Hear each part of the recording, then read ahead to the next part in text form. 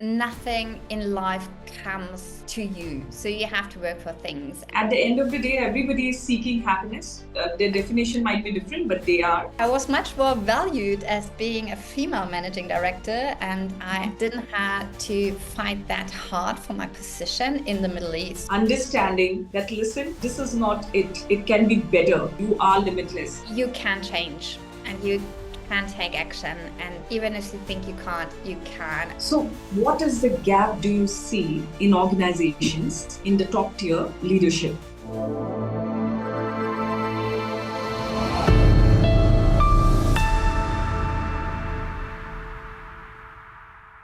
Hi everyone, I'm Mohsinaa Ahmad. Welcome to Boss Talks, where transformative conversations meet actionable insights.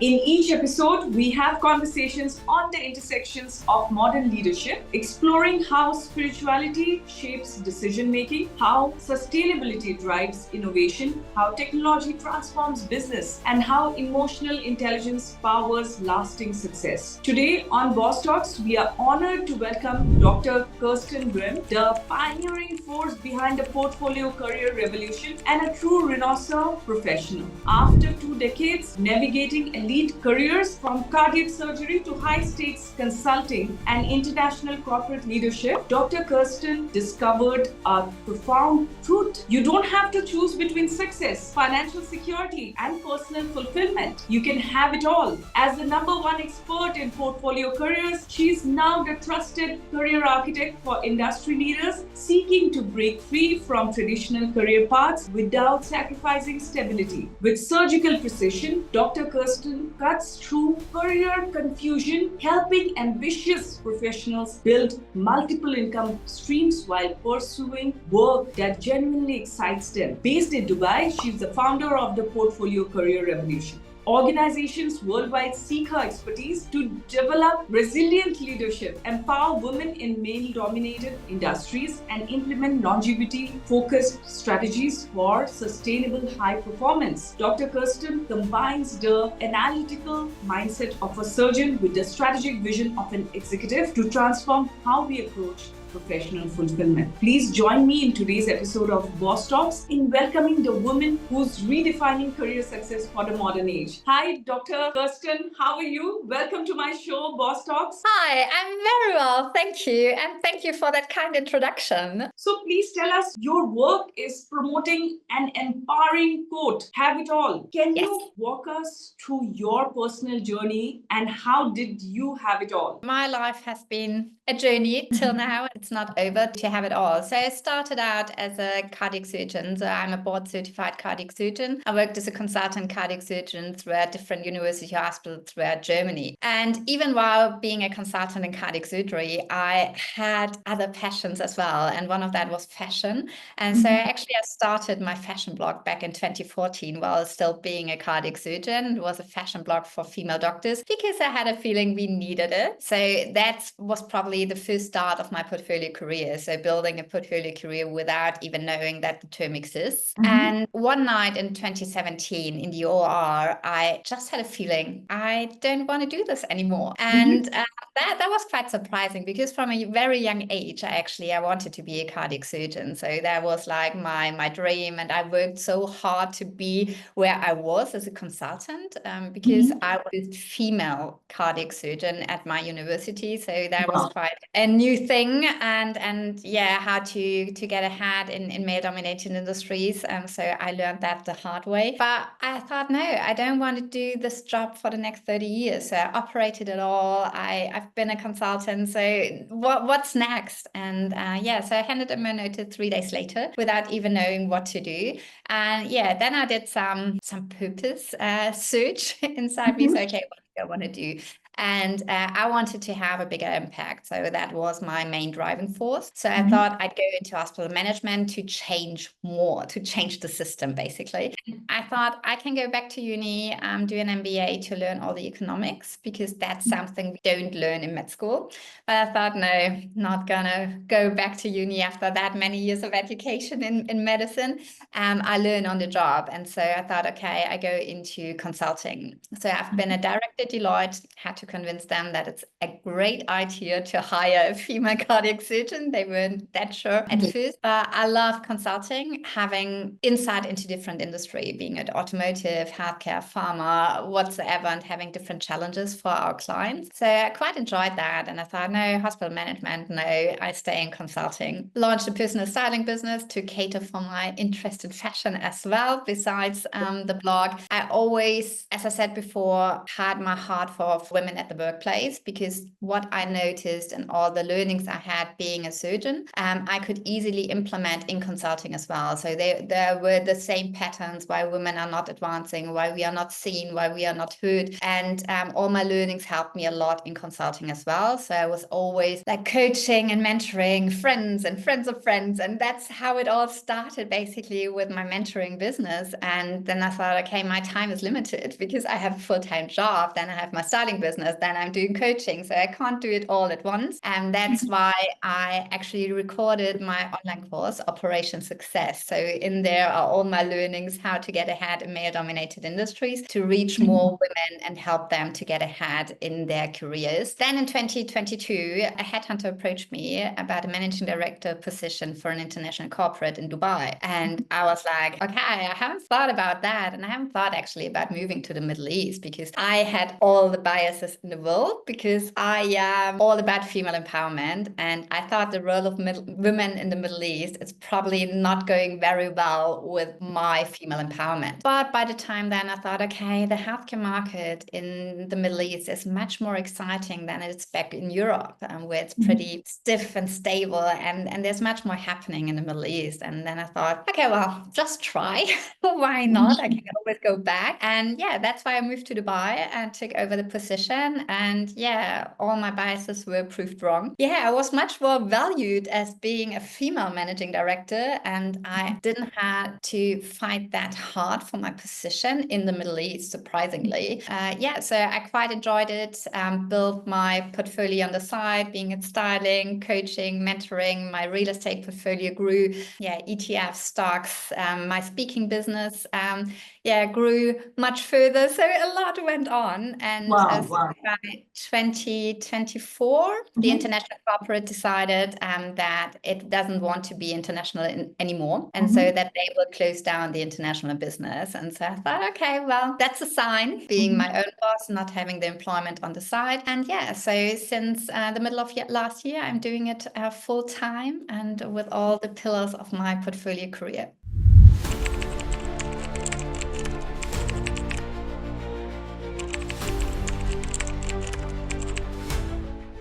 You said you are empowering women in be more powerful and to voice their opinions and to make their mark in a men's world. What are the challenges do you see women facing, and which are the industries where you see it more often that, women are facing challenges? I see it in all industries, because basically when we look at the top, I can't think of any industry that's not male dominated at the top. It doesn't matter how many female are at entry level. It's the hierarchy that matters, and there it's still male dominated. And our work environment has historically grown into a man's world. So our workplaces, the hierarchy, the communication is made for men. Women are entering and more, and it's a need that we have to, because we bring so much to the table. But we have to kind of adapt and adopt to that male dominated world. So what we are facing, we don't speak the language, because there is research that male and women, we communicate differently.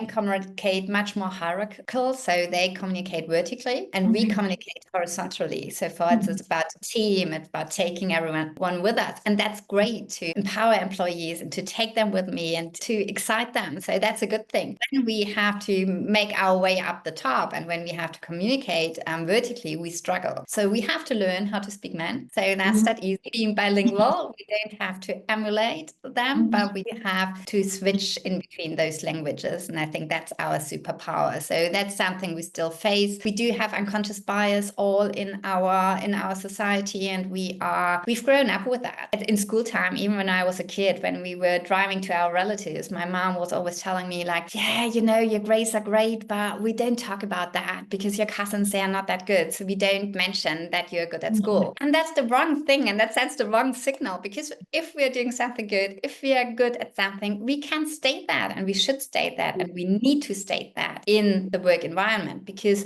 our male colleagues are doing that. If we are not doing that, we are not seen. We don't exist. We are just there, but we are not acknowledged for the work we do. Absolutely. So true. Like you said, that women are more welcoming while men are more ego-based. There are changes which are there, absolutely. But there's a long way to go. And I'm sure you're providing that, mentorship to women for that. So tell me one thing, Dr. Kirsten, I want to ask you this. How easy it is to shift careers or to shift your purpose in life? Like you said, since a very young age, you dreamt of becoming a doctor, a cardiac surgeon, and you achieved that dream and leaving that. Because, once you build a comfort zone, you create your, sense of understanding that this is how my life is. It's in an auto mode. How difficult is it or easy is it to change your path? Yeah, definitely. I can imagine what all my friends and family around said when I told them, oh, I'm dropping out of cardiac surgery. It takes courage, of course it does, but nothing in life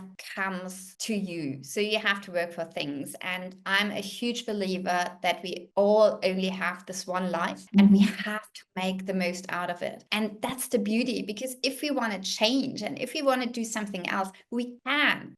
I know a lot of people think they can't because of the circumstances. They're the primary caregiver, their primary income, and the family depends on it or whatsoever. So there are a couple of reasons we can make up why we don't want to change anything. And if you're totally fine with that, that's okay. And that's totally cool. But if you have a nagging feeling that you need to pursue something else and try something else out, then you have the freedom in our world to do that. And that's the beauty. Of course, you have to sit down and get the clarity of what is it you want? Like really, okay, what is what I want? And then what are my transferable skills as well? Because as said, my skills of being a brilliant surgeon and can operate it on little baby hearts, that didn't come in handy for consulting. They said, yeah, but we don't need it here. So I had to think about, okay, what are my leadership skills from the leadership in the OR when really life is at stake? And what are my other transferable skills, like writing publications, having industry talks, panel discussions, whatsoever,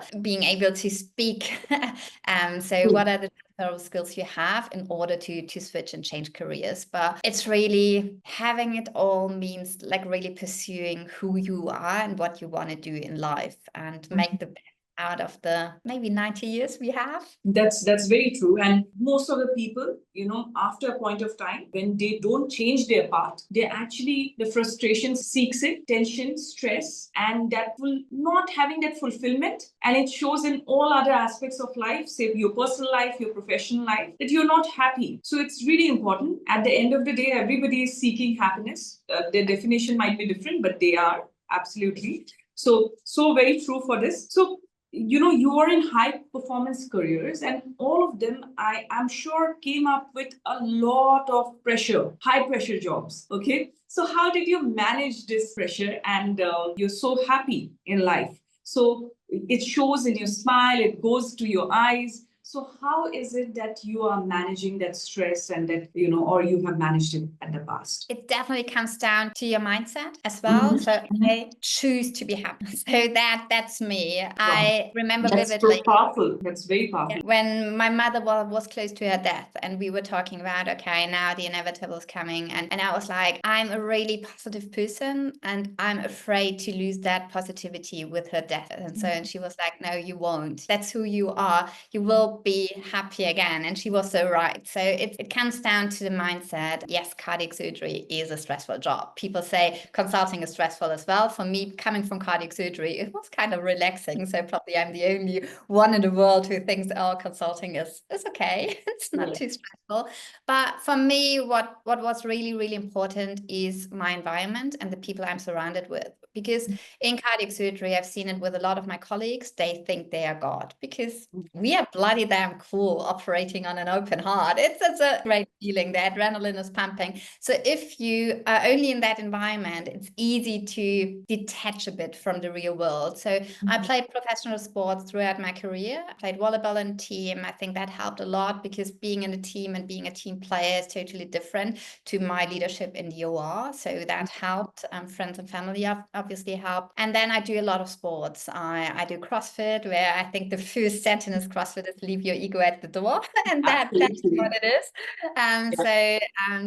Do a lot of sports, and that's really where I can switch off completely. And that's something at the moment I can't do as much because I have a torn meniscus, and I hate it. It's so difficult not to have that ventil and to like get your aggressions out and really relax in a way I do with sports.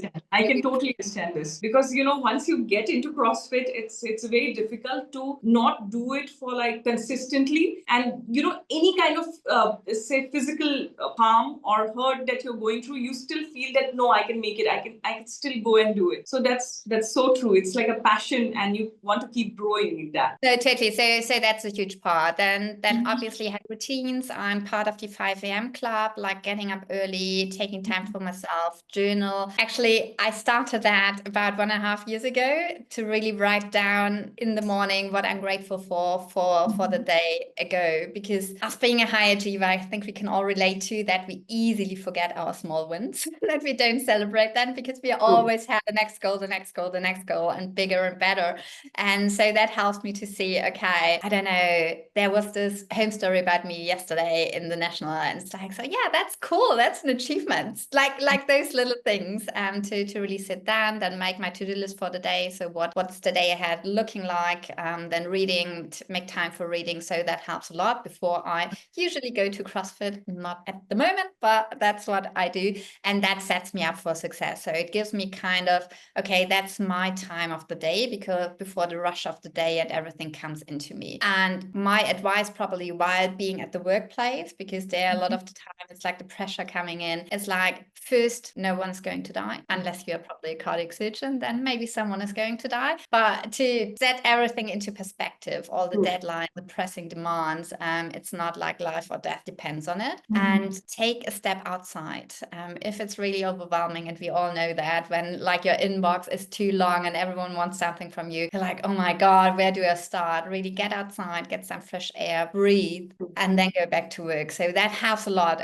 Those really 3 minutes, and we all can spare those 3 minutes, but it helps a lot in redirecting our focus and staying calm in the storm. Absolutely. So profound and so important, and it is a reminder that everybody needs it. Okay, what you just said, I want to ask you here that we are talking about balance here, right? Balance, when we say that we can do this and that without thinking that one success we don't have to sacrifice something. Okay, sacrifice our happiness, or sacrifice our family time, or sacrifice our me time, that we are going ahead. We don't have to rush towards only one direction. We can do multiple things which makes us happy. So when you are administering this, what are the challenges that you're facing? What is it that when you have to break through people's mindset, the traditional mindset that they have been following over the years, and you have break through that? So what are the challenges, or what are the questions that you get, and how are you able to overcome them, and how are you able to change their mindset? First of all, having it all doesn't equal doing it all. I think that's really, really important, because when we think about having it all and then doing it all, that gets overwhelming. We can't do it all at the same time, but we can organize. So for example, for me, what does that mean? That maybe I give away a lot more to the dry cleaner than I would normally do in stressful weeks. I get help cleaning my apartment. So those are the things I can easily outsource, because I then prioritize them, and it frees me up for the other stuff I really want to do. And really what have it all means is different to everyone. Everyone has different have it all, and that's good, because we are different, and that's good. But really really to figure out what have it all is, because sometimes people think they know what have it all means to them. But really, when I start working with clients, we cater first to their strengths. So where are their strengths and where does it lie, not only professionally, but personally as well. And then we go over the values, because they are as important as the strengths. So what are really the values I live at? So really, is my environment, my work environment, really, is it aligned with my values? Because in the long time, that does you harm if it's not. And then we go over the vision. And when we've done all of that, then it's really interesting how people are shifting, because they are so clear in their first meeting and say, okay, I want to do this and that. And then after 2 meetings, they're like, oh shit, that's not what I want to do anymore. I want to do something else. And so that's where the magic happens, and really get clarity about what it is you want to do. And then obviously you have to make a plan. And the plan is not only like your 5-year plan, I want to be XYZ, or you want to earn a certain amount. It's really, what is it, to break it down, what are the steps I need to do every day in order to achieve that? Because we can only really influence what we are doing. We can't influence the impact or the outcome. So we can only influence the input, and that's our input, and that's where we should focus on, and not the output thereafter, because we can't change that. That will happen or will not happen, but we can change our input. So those are really the most important steps into really move forward and take action, because the first steps are always the hardest. The first, into what direction do I want to go? Where do I spend my time with? And then where I'm really, really good at is really time saving and organization. So we really sit down. So clients, are they receptive towards this mindset breakthrough? They are.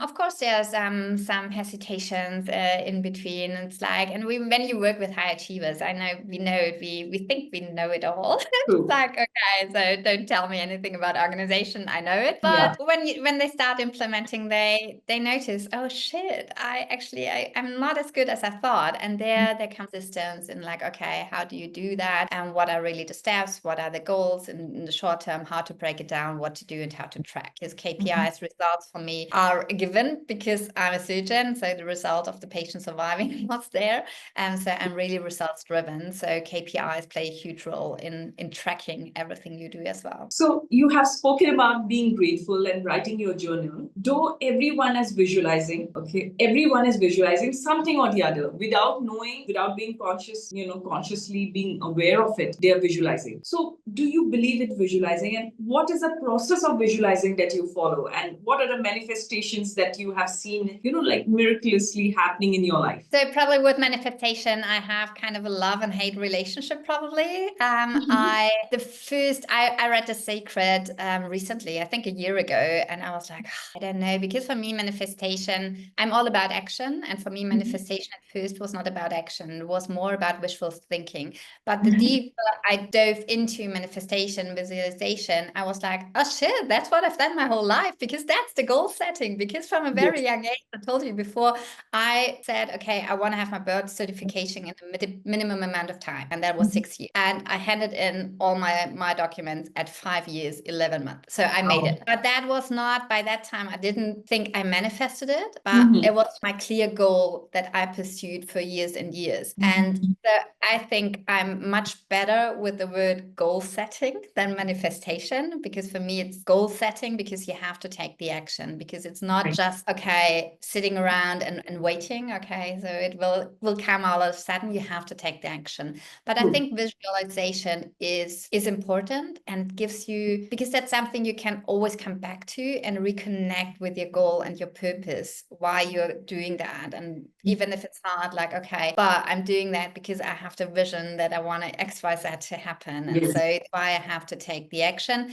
It's even more important when the frustration hits. I think we all have that. It's like of the point where it's like, it's not seem to work, or it's not going to happen. So then go back to your visualization and like really visualize yourself. Okay, what will my life be, and why am I doing what I'm doing? So it's more goal setting than manifestation, but probably it's pretty close. That's so true. And I feel that, people take visualization in a wrong way. They, like you said, you sit around and you're just writing it down. But the main process of visualization is being in that frequency. You're in that frequency. You're just bringing that frequency to you, So when you're operating and with that frequency, when you're taking actions as well, the manifestation becomes much faster. That is the whole thing. So like you said, you believe in action, but you are visualizing your dreams and your goals, and you are achieving them one by one. So just the term manifestation, because now with Instagram and all that coming on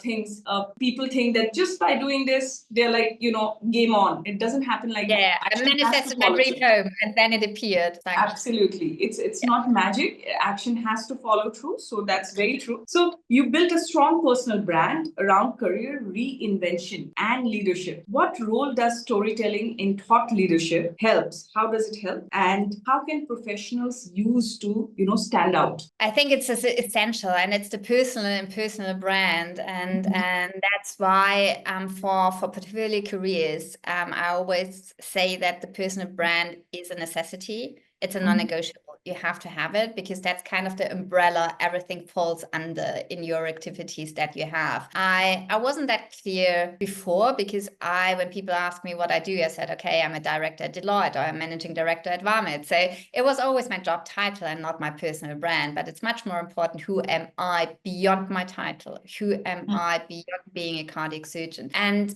the storytelling is, and it becomes more and more important, because people want to connect with people. And I first came across the storytelling approach in consulting, when I was thinking about how can we make our pitches more successful? How can we convince our clients even more, other than all the facts we have, but the competitors have too? But really, what is storytelling? What makes us us? What makes us me? And bringing those stories across, and that's important. And with AI, chatbots, even AI influencers coming into, I think your stories are the unique ones, and that's where people can relate to. And I'd love to see much more personal in corporate, or personal in people, to really build that personal brand and stand out with their stories and sharing their stories, and not just the glossy, I'm thrilled and I'm excited to share that I have the internship in, I don't know, at the Postmaster.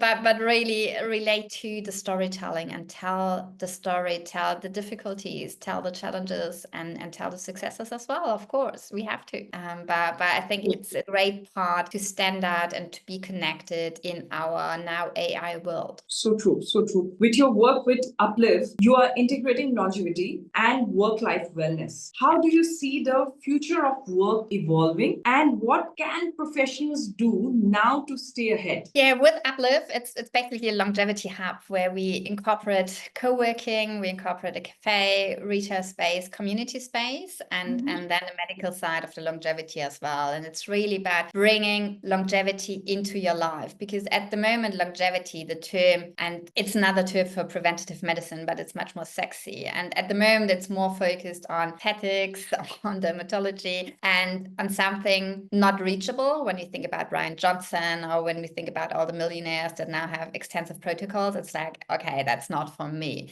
But the principle of living healthy longer, you can implement easily in your life, being at your focus on sleep, on movement, on nutrition. And that's what we want to do with Uplift, and having the community aspect as well, to have talks there, meetings there, events there, and really be where people work. And the future of work, it's evolving every time, because the portfolio career is on the rise. And why? Because we thought for probably the last 30 years that the job is our security. If we have a good job in a corporate that's well paid, that's our security, because we have that till we go into retirement, and that's our security net. But now at the moment, we've seen with layoffs in the US, with kind of the recession in Europe, that job security is not there. It's a fake security. And that's, we have to build that portfolio of a portfolio career, and having different pillars on there, because actually that saved me. Because for me, obviously, my employed job was a big pillar of income for me. And when it went away, I was like, okay, it's no problem, because I have other pillars I can increase. And so that will really play a role in that fast-paced world we are seeing at the moment. And I don't think it's going away. I think we have to be flexible, we have to be adaptable, because let's see what AI is gonna do, but at least it will change something. Will it be for the better or worse? No one knows. I'm always optimistic, so I think for the better, but it will change, and we have to change with it. And organizations have to change. And I don't see that at the moment. I think organizations are pretty much living life for the past 30 years without really having, or they do have the need to change, but they are not realizing it yet.